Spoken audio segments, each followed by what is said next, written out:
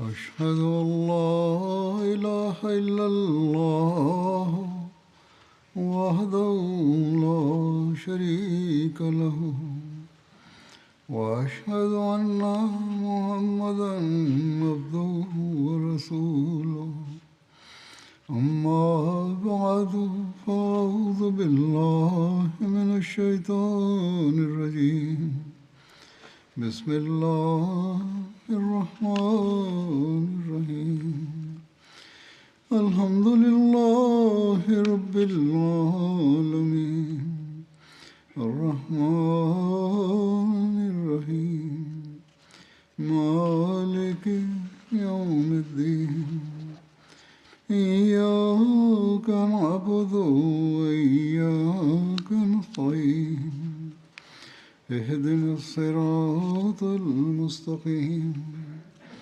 صراط الذين أنعمت عليهم غير المغضوب عليهم ولا الضالين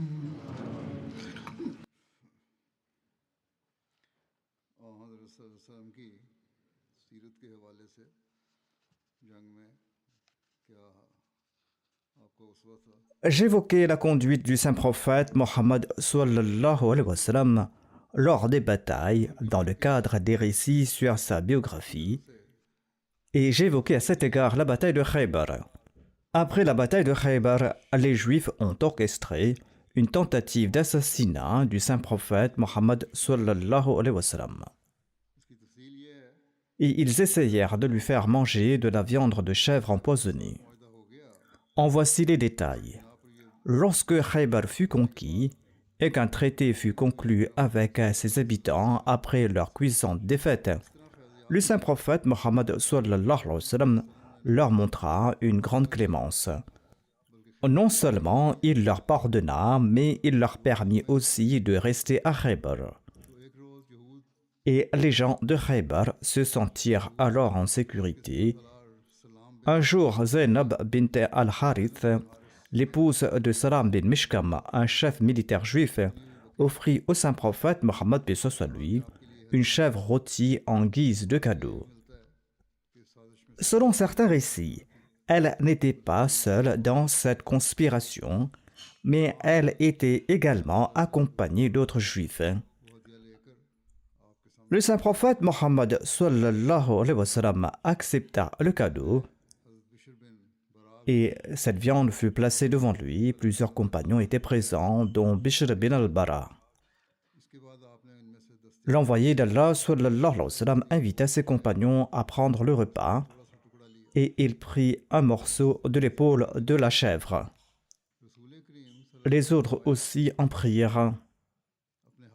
Sur ce, l'envoyé d'Allah sallallahu alayhi wa sallam déclara: « Arrêtez vos mains. Cette viande m'informe qu'elle est empoisonnée. » Bishr bin al-Bara, qui était présent là-bas, déclare: « Par celui qui vous a honoré, j'ai ressenti quelque chose d'inhabituel dans le morceau que j'ai consommé, mais je ne l'avais pas recraché pour ne pas gâcher le repas du saint prophète Mohammed sallallahu alayhi wa sallam.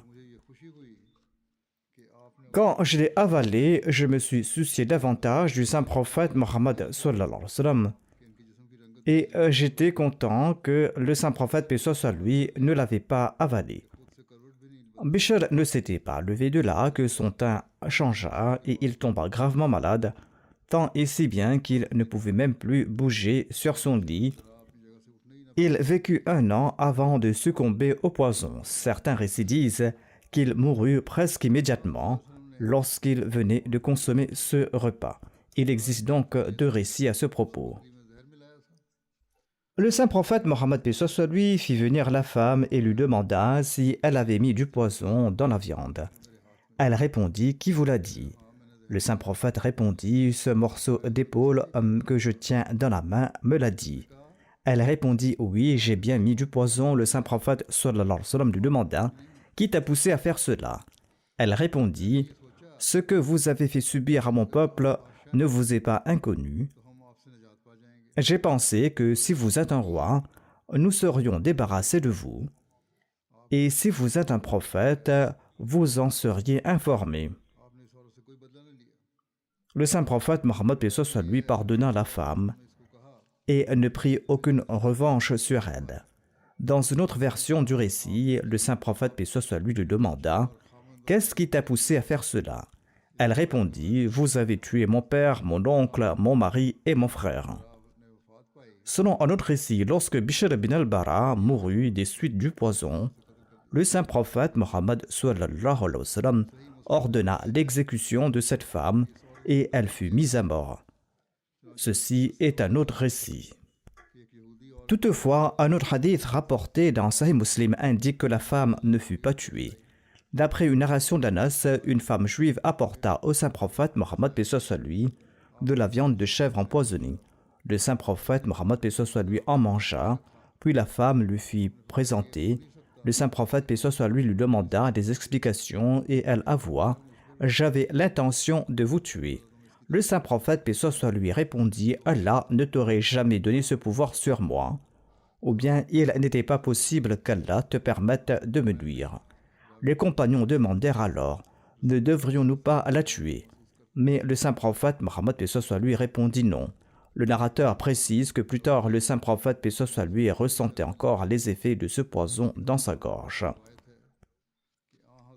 L'Allama al-Nawawi a écrit dans son commentaire du Sahih Muslim que selon un récit rapporté par Jabir, le saint prophète Mohammed paix soit lui avait ordonné l'exécution de cette femme.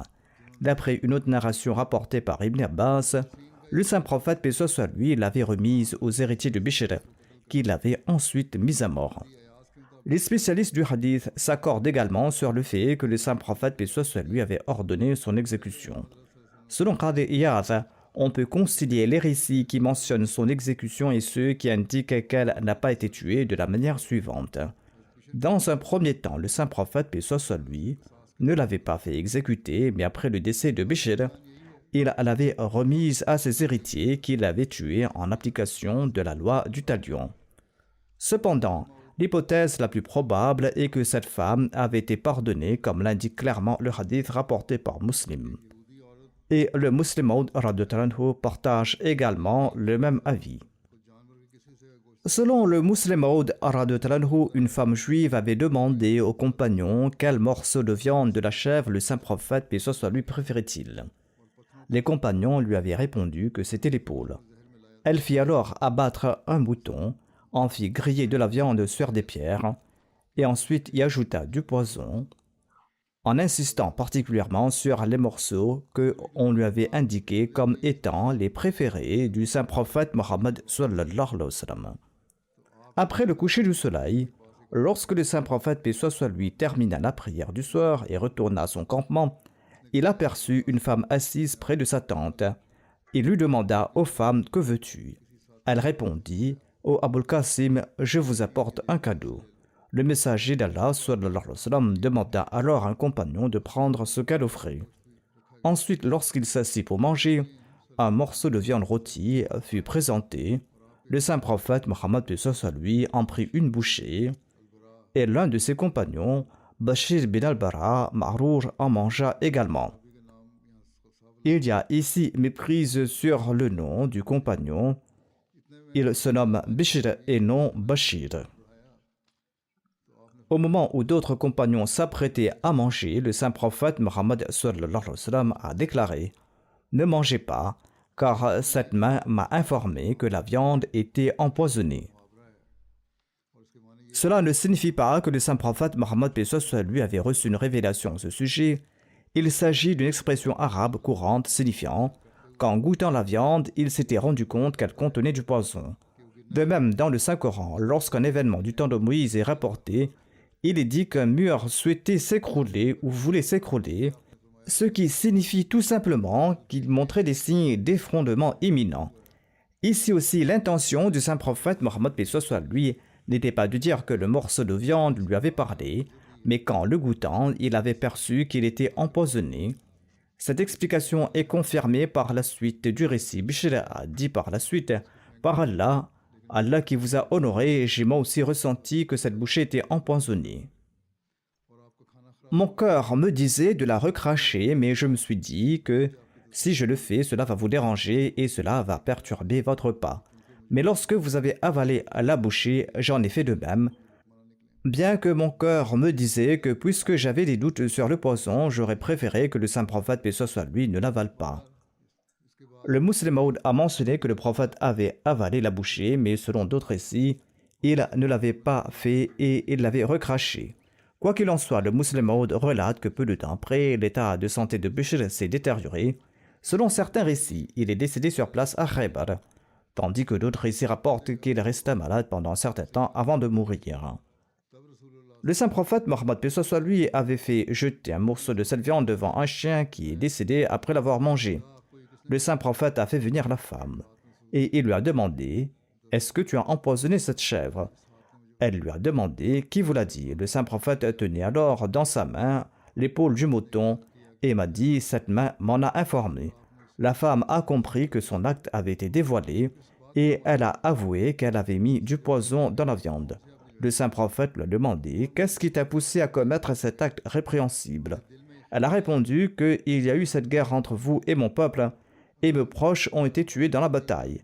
Et je me suis dit que je devais vous empoisonner. Si vous souhaitiez le monde, nous serions ainsi débarrassés de vous. Mais si vous étiez un vrai prophète de Dieu, eh bien Dieu vous sauvera. En entendant cela, le saint prophète Mohammed paix soit sur lui a accordé son pardon. Le saint prophète ne lui a pas infligé de punition, bien que la peine prévue pour un tel acte était certainement la mort. Ainsi donc, c'était aussi l'opinion du Muslim Maud. Il est également rapporté que la cause du décès du saint prophète paix soit sur lui était l'effet de ce poison. Est-ce vrai ou pas? Dans le Sahih al-Bukhari, Aïcha rapporte: durant sa dernière maladie, le saint prophète Mohammed paix soit sur lui disait: Ô Aïcha, je ressens encore la douleur du repas que j'ai mangé à Khaybar. Et maintenant, je ressens comme si mes veines se coupaient en raison de ce poison. En se basant sur ce hadith, certains exégètes et certains rapporteurs de hadith musulmans ont conclu que la mort du saint prophète paix soit sur lui était due à la consommation de cette viande empoisonnée à Khaybar. C'est pourquoi son décès est qualifié de martyr et on le considère comme le plus grand des martyrs. Cependant, il n'était nullement nécessaire d'affirmer cela pour exalter son statut. Un prophète est par essence un martyr ainsi qu'un siddiq. En réalité, une telle affirmation pourrait donner aux ennemis une occasion de se moquer de lui. En effet, les Juifs avaient empoisonné ce repas dans l'idée que si le saint prophète Mohammed paix soit sur lui était un vrai prophète de Dieu, eh bien, il allait survivre au poison. Or, lorsqu'il a été sauvé, à ce moment-là, ils ont reconnu qu'il était un prophète de Dieu. Et ils ont qualifié cela de miracle. Malheureusement, certaines personnes naïves acceptent facilement l'idée que ce poison a causé la mort du saint prophète paix soit sur lui. Pourtant, la réalité est tout autre. Son décès n'a absolument pas été causé par ce poison. Il s'agissait tout simplement d'une douleur persistante. Tout comme il arrive parfois que des blessures anciennes ou des maladies se manifestent à certains moments ou sous certaines conditions climatiques. Si l'on entre dans les détails, on trouve également que le saint prophète paix soit sur lui avait mis cette viande empoisonnée dans sa bouche mais ne l'avait pas avalée. Cependant, le simple contact avec la viande avait causé une blessure à son palais ou à sa gorge, ce qui occasionnait parfois des douleurs en mangeant. C'est probablement cette même douleur qu'il a exprimée lors de sa dernière maladie. On trouve également mention du mariage du saint prophète Mohammed paix soit sur lui avec Safiya dans le cadre des récits sur Khaybar. Il est rapporté qu'après la conquête de la forteresse de Nazar, de nombreux prisonniers furent capturés, parmi lesquels Safiya, sa cousine ainsi que d'autres femmes. Certains ouvrages mentionnent plutôt la forteresse de Kamous au lieu de Nazar. Safiya rapporte que le saint prophète Mohammed paix soit sur lui l'avait faite prisonnière dans la forteresse de Nazar avant même d'atteindre les forteresses de Katiba. Selon Kinana, la forteresse de Nazar était la plus solide et la plus résistante. C'est pourquoi les femmes et les enfants avaient été transférés dans la forteresse de Nazar. Voici les détails sur les circonstances faisant que Safiya fut attribuée au saint prophète Mohammed paix soit sur lui. Voici les détails de leur mariage. Lorsque les prisonniers furent rassemblés après la conquête de Khaybar, Dihya est venu voir le saint prophète paix soit sur lui et lui a dit: Ô messager d'Allah, donnez-moi une femme parmi ses captives. Le saint prophète lui a dit: Va et prends une. Dihya choisit alors Safiya, la fille de Huyy bin Akhtab. Un homme vint alors voir le saint prophète et lui dit: Ô messager d'Allah, vous avez donné la fille de Huyy bin Akhtab à Dihya. C'est une princesse des Banu Qurayza et des Banu Nadir. Elle ne convient qu'à vous. Le saint prophète, paix soit sur lui, demanda alors qu'on la lui amène. Lorsqu'il la vit, il dit à Dihya: Choisis une autre captive parmi les prisonnières. D'après Anas, le saint prophète a franchi ensuite Safiya. Selon un récit rapporté dans le Musnad Ahmad bin Hanbal, le saint prophète Mohammed paix soit sur lui a dit à Safiya: Je te rends ta liberté. Tu as deux choix, soit tu retournes auprès de ton peuple, soit tu m'épouses. Safiya préféra la liberté et elle choisit d'épouser le saint prophète paix soit sur lui. Selon un autre récit, le saint prophète paix soit sur lui proposa d'embrasser l'islam, ce qu'elle accepta. Lorsque le saint prophète Mohammed paix soit sur lui demanda à Dihya de choisir une autre captive, certaines sources rapportent qu'il lui offrit la cousine de Safiya ou la sœur de Kinana bin Rabi. D'après d'autres récits, il lui donna 7 esclaves en compensation et il envoya Safiya chez Salama. Après avoir réglé les affaires de Khaybar, le saint prophète Mohammed sallallahu alayhi wa sallam quitta la région. À environ 6 milles de distance, il envisagea de faire une halte pour finaliser son mariage avec Safiya. Cependant, à la demande de celle-ci, il poursuivit son voyage et ne s'arrêta qu'à environ 12 milles de Khaybar, à un lieu appelé Sahaba. Là, Sulaim prépara Safiya pour la cérémonie nuptiale. Le saint prophète, paix soit sur lui, interrogea ensuite Safiya sur la raison pour laquelle elle avait préféré retarder la halte initialement prévue. Sa réponse révèle à quel point la noblesse de caractère du saint prophète, paix soit sur lui, avait touché son cœur. Fille d'un chef juif et veuve d'un notable juif, son père avait été tué par les musulmans après la bataille du Fossé, et son époux, avec qui elle venait tout juste de se marier 2 mois auparavant, avait également péri. Quelques jours auparavant, son oncle et plusieurs de ses proches avaient été tués. Safiya elle-même raconte qu'elle ressentait une profonde haine envers le saint prophète Mohammed sallallahu alayhi wa sallam. Cependant, lorsqu'elle rencontra le saint prophète paix soit lui pour la première fois, il la traita avec une immense douceur et bienveillance. Il lui parla à plusieurs reprises, lui expliquant avec patience: Ô Safiya, ton père avait rassemblé toutes les tribus arabes contre nous. Il a comploté, il a fait ceci et cela, et finalement, il nous a poussés à intervenir à Khaybar pour nous défendre et mettre fin à ces intrigues. Safiya relate que cette attention répétée et emplie de bienveillance du saint prophète paix soit sur lui dissipa peu à peu sa rancœur. Et dès cette première rencontre, dit-elle, il n'y avait pour moi personne de plus cher que le saint prophète Mohammed paix soit sur lui dans ma vie. Lors du voyage de retour de Khaybar, la noblesse de caractère du saint prophète paix soit sur lui se manifesta davantage. Avant le départ, le saint prophète paix soit sur lui plia son manteau pour qu'elle puisse s'asseoir confortablement sur la monture. Puis le saint prophète paix soit sur lui posa son genou au sol afin qu'elle puisse s'en servir comme appui pour monter sur son chameau. Pendant le trajet, lorsque Safiya somnolait et que sa tête risquait de heurter le hauda, le saint prophète paix soit sur lui soutenait sa tête délicatement de sa main de peur qu'elle ne se blesse.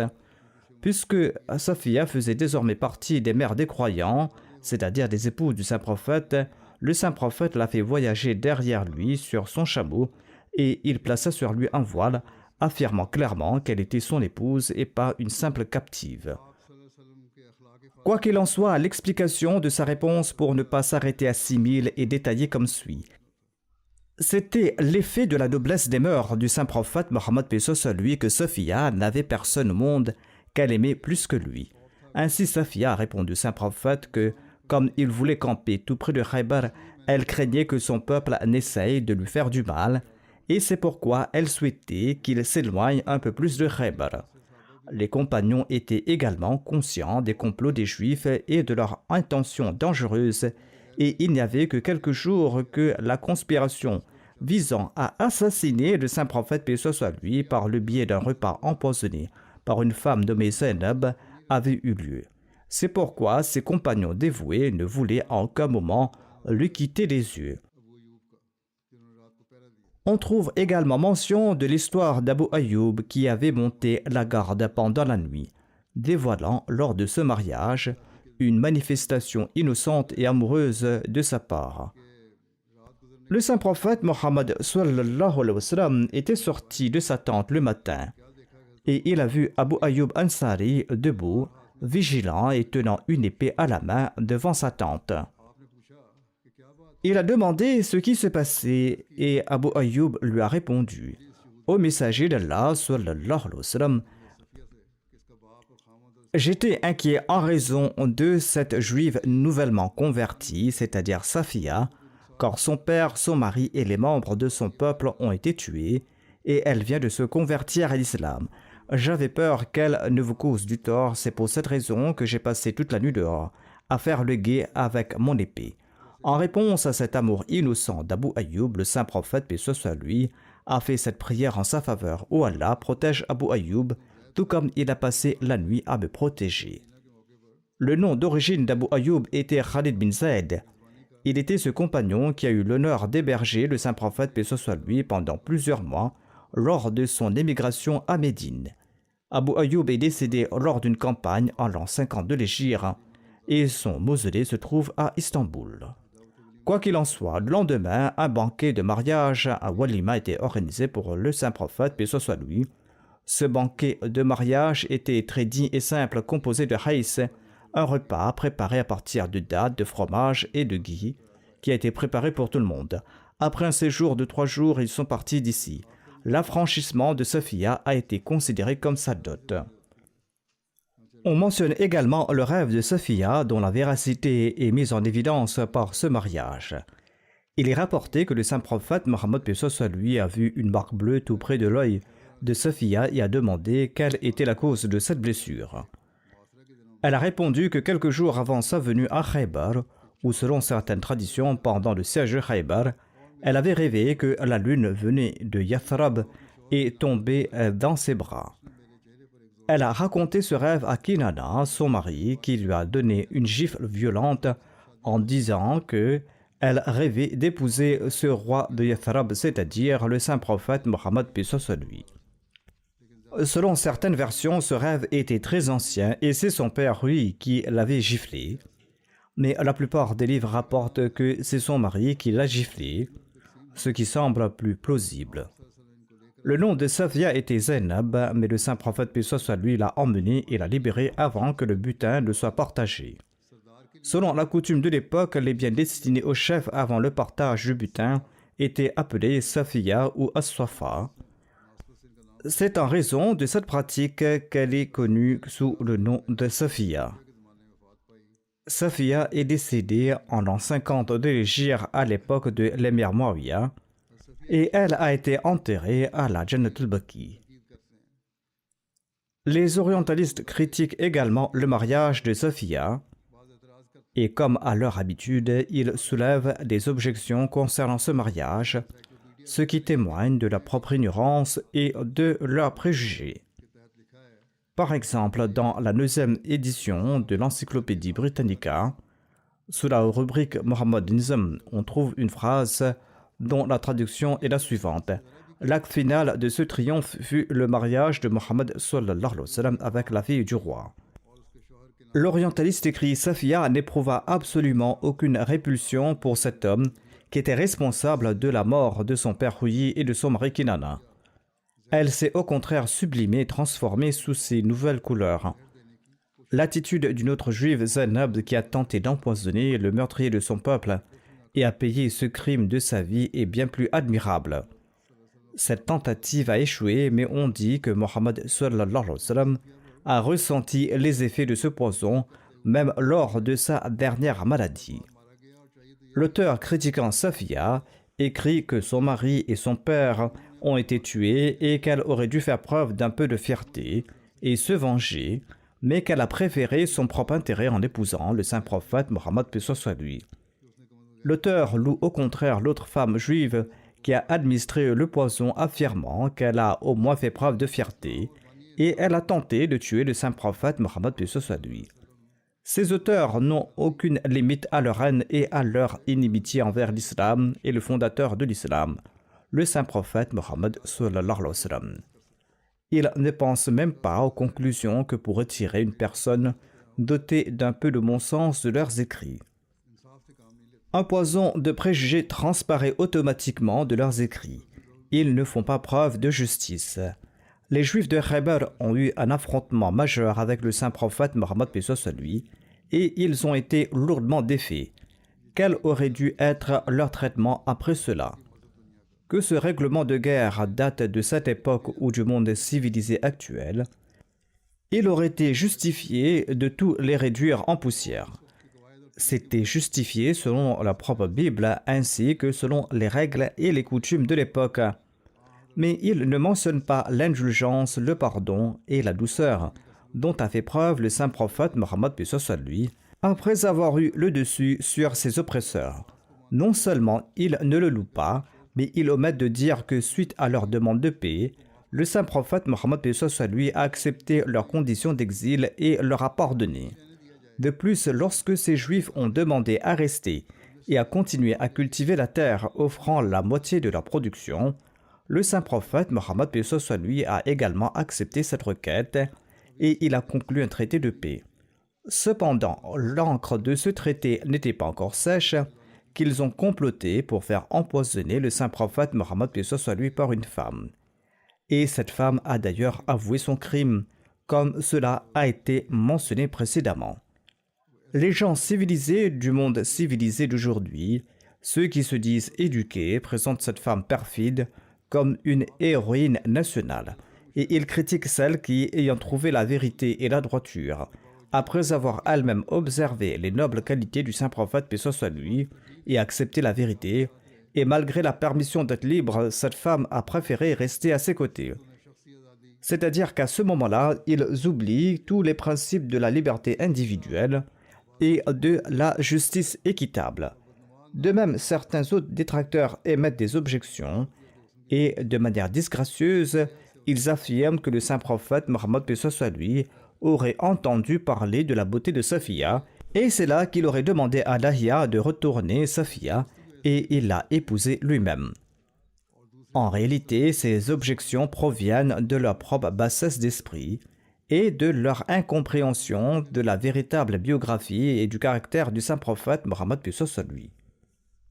Leurs cœurs sont remplis de préjugés. S'ils regardaient avec justice et avec un cœur pur, ils n'auraient pas eu de telles pensées. Il faut examiner la vie passée du saint prophète Mohammed sallallahu alayhi wa sallam, la vie passée sur laquelle le Saint-Coran attire également l'attention de manière très éloquente. فَقَدْ لَبِثْتُ فِيكُمْ عُمَرًا مِنْ قَبْلِهِ أَفَلَا تَعْقِلُونَ.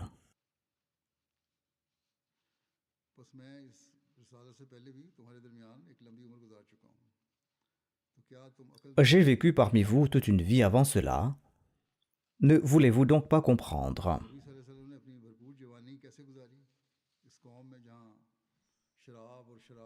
Comment le saint prophète Mohammed paix soit lui a-t-il passé sa pleine jeunesse au sein d'une société où les assemblées de vin et de divertissement n'étaient non seulement courantes, mais mentionnées avec fierté? Il a passé toute sa jeunesse marié à une veuve, une femme honorable et noble, et il a vécu avec cette seule épouse pendant environ 25 ans. Les chefs des Korachites lui ont eux-mêmes offert les plus belles femmes, comme l'histoire l'atteste, mais il a rejeté leur offre. La jeunesse du saint prophète Mohammed paix soit lui et les années passées sont une preuve éclatante qu'il n'avait, que Dieu nous en préserve, aucune relation, même lointaine, avec les plaisirs et le faste des mariages. Les mariages qu'il a contractés plus tard avaient une sagesse: établir la paix, établir l'amitié et la confiance entre les nations et les tribus opposées. Parmi ces mariages, on trouve le mariage avec Juwayriya, la fille de Banu Mustalik, le mariage avec Habiba, la fille d'Abu Sufyan, le chef des Qurayshites. De même, après la conquête de Khaybar, au lieu de remettre la femme et la fille du chef de la tribu à une personne ordinaire en tant qu'esclave, ce qui aurait humilié et déshonoré ces gens, le saint prophète Mohammed lui, qui était le roi du monde spirituel et aussi le chef de l'état de Médine, a d'abord libéré Safiya et ensuite il l'a honorée. Puis, en lui proposant de retourner auprès de sa famille, il a encore accru son statut et son respect en lui disant que vous pouvez partir chez votre famille. Ensuite, il l'a épousée, lui donnant le statut de mère de tous les croyants. De plus, l'honneur et le respect de leur tribu et de leur famille ont été accrus et une atmosphère de paix et de sécurité a été créée dans la société. William Montgomery Watt est un orientaliste écossais qui a formulé des remarques très dures contre l'islam et contre le saint prophète Mohammed paix soit lui dans ses livres. L'un de ses livres s'intitule Mohammed at Medina.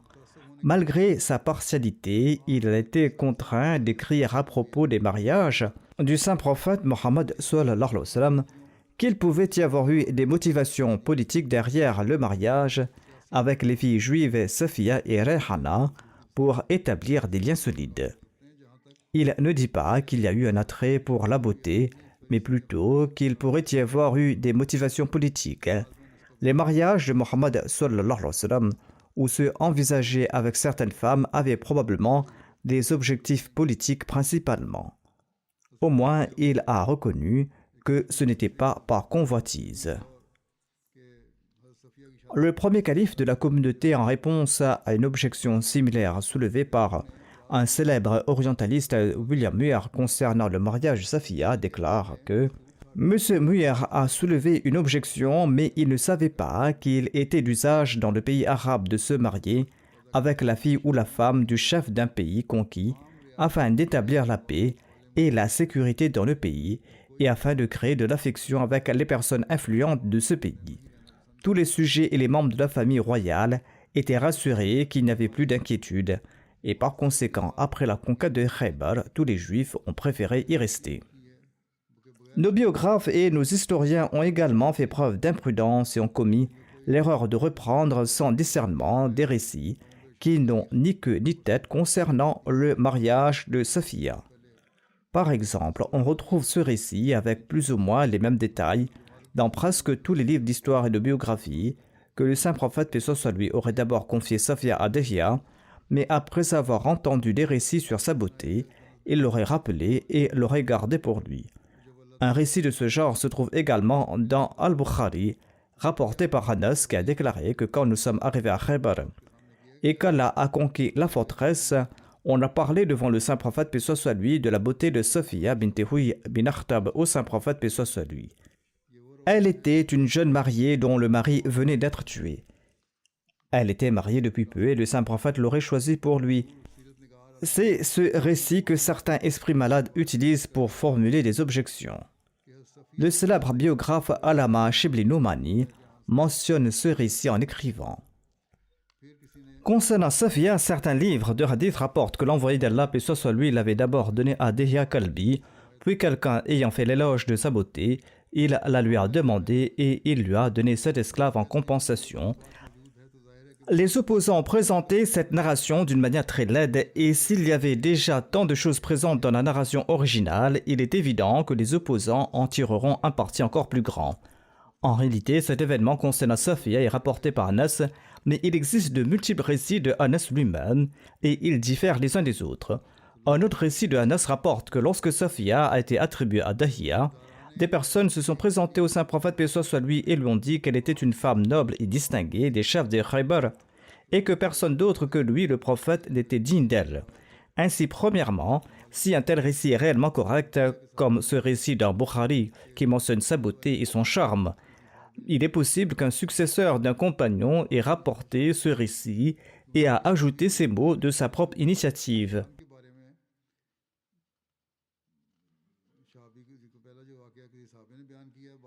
Car aucun compagnon n'aurait osé faire quoi que ce soit qui porterait atteinte à la dignité du saint prophète Mohammed paix soit lui.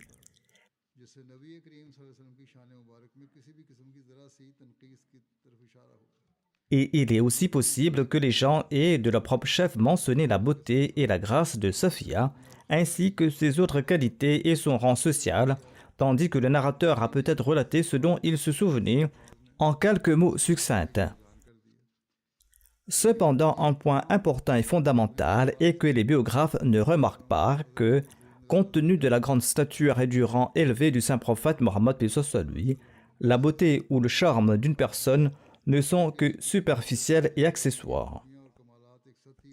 Lorsque le saint prophète paix soit lui prenait des décisions de mariage, la raison fondamentale n'était pas celle souvent avancée. La véritable raison fondamentale était probablement un commandement divin. Chaque mouvement, chaque instant de la vie du saint prophète Mohammed sallallahu alayhi wa sallam se déroulait selon la volonté divine, comme Allah lui-même, le Tout-Puissant, l'a déclaré, notamment que Inna solati wa nusuki wa mahyaya wa mamati lillahi rabbil alamin. C'est-à-dire, dit en vérité, ma sola, mes sacrifices, ma vie et ma mort appartiennent à Allah, le Seigneur de tous les mondes. Celui qui accomplit chaque action pour lui et dont chaque instant est guidé par le Dieu du trône, comment pourrait-il prendre une décision aussi importante de son propre chef? Par conséquent, tous ces mariages ont certainement été accomplis sous ordre divin. Et leurs conséquences étaient porteuses de bénédiction et d'objectifs profonds. Le Messie premier l'Islam déclare dans son ouvrage Aina Kamalat Islam. Les compagnons du saint prophète Mohammed sallallahu alayhi wa sallam croyaient sans aucun doute qu'aucun acte ou parole du saint prophète Mohammed paix soit lui n'était exempt d'influence divine, que cette influence soit générale ou détaillée, cachée ou manifeste, claire ou ambiguë. Même les affaires privées et les conversations intimes de l'envoyé d'Allah sallallahu alayhi wa sallam avec ses épouses ou tout ce qui concernait sa nourriture, ses boissons, ses vêtements et les besoins de la vie quotidienne ont été inclus dans les hadiths avec la conviction que toutes ces actions et ces paroles étaient inspirées par la lumière du Saint-Esprit. En effet, un hadith à ce sujet est présent dans Abu Daoud et dans d'autres recueils et l'imam Ahmad le rapporte également à travers plusieurs intermédiaires. Notamment, Abdullah bin Omar aura déclaré que j'avais l'habitude d'écrire tout ce que j'entendais de l'envoyé d'Allah sallallahu alayhi wa sallam pour pouvoir le mémoriser. Certains compagnons m'ont dit de ne pas le faire en disant que ne fais pas cela, car le messager d'Allah, paix soit lui, est un être humain, et parfois il parle sous l'effet de la colère.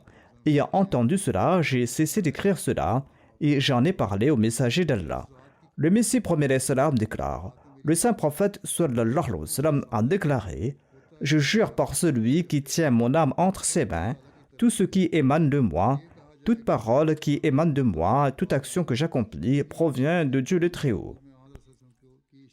Si l'on dit que les mêmes recueils de hadith mentionnent également une erreur d'ijtihad, c'est-à-dire une erreur d'interprétation de la part du saint prophète Mohammed paix soit lui dans certaines affaires, si toutes les paroles et les actions du saint prophète étaient issues de révélation, pourquoi aurait-il commis une erreur, bien que le saint prophète paix soit lui n'ait pas insisté sur la décision? Le Messie premier l'Islam déclare la réponse à cela est que cette erreur d'ijtihad ou d'interprétation n'était pas non plus exempte de la lumière de la révélation et le saint prophète paix soit lui n'était jamais séparé du contrôle de Dieu, pas même un instant. Ainsi, cette erreur d'ijtihad est similaire à l'oubli qui est arrivé plusieurs fois au saint prophète paix soit lui pendant la Salat, afin que les questions de religion puissent en découler. De même, parfois, une erreur d'interprétation s'est produite afin que la religion puisse également être complétée par cela et que des questions subtiles puissent en découler. Et cet oubli humain n'était pas non plus un oubli comme celui de tous les hommes, mais était en fait de la même nature que la révélation, car il y avait une disposition spéciale de Dieu le Très-Haut qui dominait l'existence du saint prophète paix soit lui. Parfois, il le poussait dans une direction dans laquelle il y avait de nombreux intérêts de Dieu le Très-Haut. Ainsi, nous ne considérons pas cette erreur d'ijtihad comme séparée de la révélation, car ce n'était pas une chose anodine. Au contraire, Dieu prenait alors possession de son prophète pour l'intérêt général et manifestait une lumière sous la forme d'une distraction ou dans le cadre d'un mauvais ijtihad. Puis immédiatement après cela, la révélation revenait avec ferveur. C'est comme retenir l'eau d'un canal qui coule pour un motif précis, puis de relâcher cette eau. Par conséquent, personne de sensé ne peut dire que l'eau s'est asséchée du canal ou qu'elle a été retirée. Il en va de même pour l'erreur d'ijtihad des prophètes, à savoir que le Saint-Esprit ne les quitte jamais. Cependant, parfois Dieu prend possession de la compréhension et de la perception des prophètes pour certains motifs. Et une parole et un acte émanent d'eux sous forme d'une distraction ou d'une erreur, et la sagesse qui a été voulue se manifeste. Ensuite, le fleuve de la révélation se remet à couler avec force, et l'erreur est enlevée du milieu, comme si elle n'avait jamais existé. Le Messie premier l'Islam cite ici l'exemple de Jésus alayhi salam. Jésus a couru vers un figuier pour manger son fruit, et le Saint-Esprit était avec lui. Cependant, le Saint-Esprit ne l'a pas informé qu'il n'avait pas de fruits sur le figuier à ce moment-là. Malgré tout, tout le monde sait que ce qui est rare et exceptionnel est considéré comme inexistant. Donc, si quelque chose arrive occasionnellement, c'est comme si cela n'arrivait pas. Ainsi, dans la mesure où près d'1 million de paroles et d'actions de notre Seigneur et Maître Mohammed Mustafa sallallahu alayhi wa sallam reflètent entièrement la splendeur divine, et dans chaque chose, dans chacun de ses mouvements, dans son repos, dans ses paroles, dans ses actions, les lumières brillantes du Saint-Esprit sont visibles. Alors quel mal cela ferait-il s'il y a une trace d'humanité dans une ou deux actions? Au contraire, il était nécessaire que cela se produise parfois pour la réalisation de l'humanité, afin que les gens ne tombent pas dans le fléau du shirk de l'association à la personne de Dieu. Ainsi, si un récit sur la vie du saint prophète Mohammed lui est mentionné dans un hadith ou un ouvrage historique, il doit être analysé à la lumière du verset coranique que j'ai cité, affirmant que tout ce que le saint prophète lui accomplissait était dédié au plaisir de Dieu. De même, en tenant compte des écrits du Messie premier l'Islam, ces récits doivent être étudiés et évalués avec discernement, plutôt que d'accuser le saint prophète paix soit lui ou d'accepter aveuglement les propos des orientalistes en pensant que nous sommes sans réponse. Ceci est la véritable méthode pour préserver le caractère sacré du saint prophète Mohammed paix soit lui, et ce n'est pas simplement en lançant des slogans qu'on va le faire. Après 2 jours, Inch'Allah, le Ramadan va débuter, que Dieu nous accorde à tous la capacité d'en tirer pleinement profit, qu'il nous accorde des jeûnes et des prières acceptables. Nous devons prier en ce sens et faire des efforts en ce sens. Je vais également diriger la prière funéraire en absence de la dépouille de Chaudhry Mohammed Anwar Iyaz Saheb de Rabwa, qui était le fils de feu Chaudhry Mohammed Islam Saheb. Il est décédé ces derniers jours, inna lillahi wa inna ilayhi rajiun. Le défunt était Moussi, son fils Nasir Mahmoud Tahir, et le missionnaire en charge et l'émir de la Jama du Kenya. Et il n'a pas pu assister aux funérailles de son père car il était hors du pays. Les autres enfants du défunt ont également l'opportunité de servir la communauté d'une manière ou d'une autre.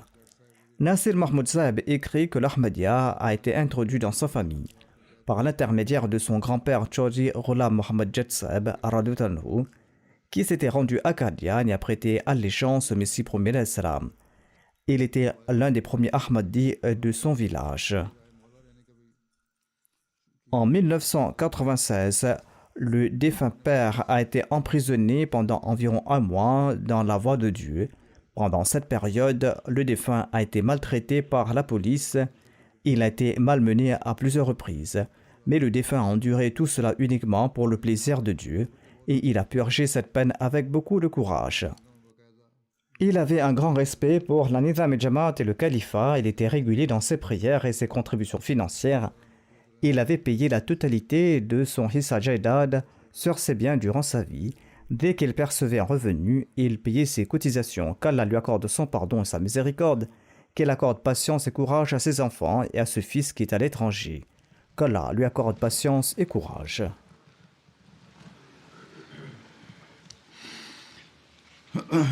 Alhamdulillah, alhamdulillah, nahmaduhu wa nasta'inuhu wa nastaghfiruhu wa nu'minu bihi wa natawakkalu alayhi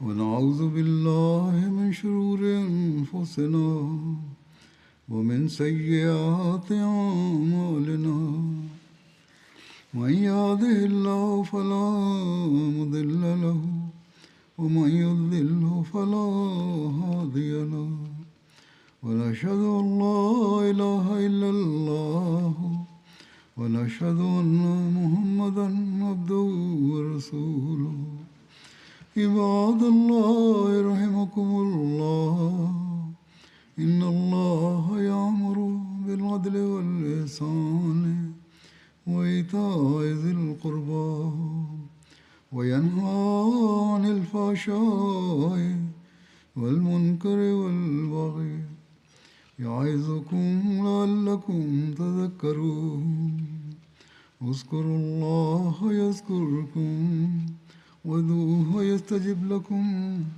ولذكر الله أكبر